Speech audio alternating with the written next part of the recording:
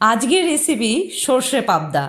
এই রেসিপিটা অতি কম উপকরণে অতি সহজেই বানিয়ে ফেলুন। মজাদার এই রেসিপিটা খুব ভালো লাগবে।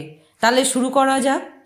আমি এখানে প্রায় মাছ নেব, 500 গ্রাম মাছ নিয়েছি, আপনারা দেখতেই পারবেন। আর মাছগুলো কিন্তু একটু টাটকা নেবেন, আর বেশি বড় সাইজের মাছ না, মিডিয়াম সাইজের।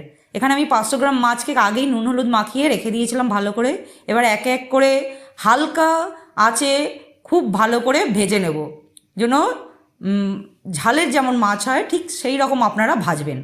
আমার কমপ্লিট সমস্ত মাছ ভাজা। এখানে কালো জিরে ফোড়ন দিলাম। কালো জিরে ফোড়ন দেওয়ার পরে 7-8খানা রসুন কুচি থেতো করে দিয়েছিলাম। বেশ গন্ধ যতক্ষণ না বেরোবে নেড়ে চেড়ে নিয়ে এরপরে আমি 2 চামচ হলুদ দিলাম। হলুদটা দিলাম তাতে রঙটা একটু ভালো হবে বলে। এরপর পরে আমি এখানে 2টো ছোটো সাইজের টমেটো পিউরি করে রেখেছিলাম, সেটাও আমি তেলের মধ্যে অ্যাড করলাম। এবার আমি সমস্ত ভালো করে উপকরণগুলোকে নেড়ে চেড়ে নিচ্ছি, যাতে কাঁচা গন্ধটা টমেটোর মধ্যে না থাকে। এরপরে আমি চেরা কাঁচা লঙ্কা দিয়ে দিলাম, দিয়েও আবারও নেড়ে চেড়ে নিচ্ছি সুন্দর করে, যতক্ষণ না কাঁচা ভাবটা যাচ্ছে। এরপরে আমি এখানে দিয়েছি পরিমাণ মতন নুন। নুনটা আপনারা আপনাদের মনে করে খাবেন, কেউ বেশিও খায় কেউ কমও খায়। এখানে আমার নুন দেওয়ার পরে এখানে আমি এবার অল্প করে জল দিলাম, দিয়ে মশলাটা তলায় যাতে না ধরে যায় তার জন্য এই জলটা দেয়া। এবার দেওয়ার পরে আমি এখানে 2 চামচ সর্ষে, 2 চামচ পোস্ত আর সামান্য একটু চিনি দিয়ে আমি ম্যারিনেট করে রেখেছিলাম, দিয়ে আমি তেলটার মধ্যে ঢেলে দিলাম। দিয়ে এবার লো ফ্লেমের আঁচে করবেন, সর্ষে নালে ফেটে যাওয়ার ভয় থাকে আর ভালো লাগবে না মশলাটা খুব কড়া করে ভাজলে। এবার অল্প করে আবার সামান্য জল দিলাম, ওই মশলা ধোয়া জলটাই দিলাম।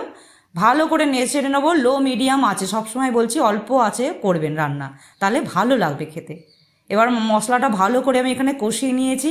এরপরে আমি আবারও পরিমাণ মতন জল দিয়ে দিলাম। জল দিয়ে ভালো করে নেড়ে চেড়ে নেবো। এবার আমি এখানে ঝোলটা আমার ফুটে উঠেছে, আবারও পরিমাণ জল দিয়ে দিলাম।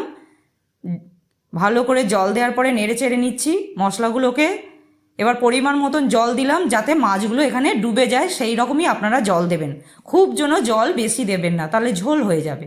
যেহেতু এখানে মাছগুলো আমি দিয়ে দিচ্ছি এক এক করে, এরকম লো ফ্লেম আছেই কিন্তু আমি করবো ভালো করে রান্নাটা।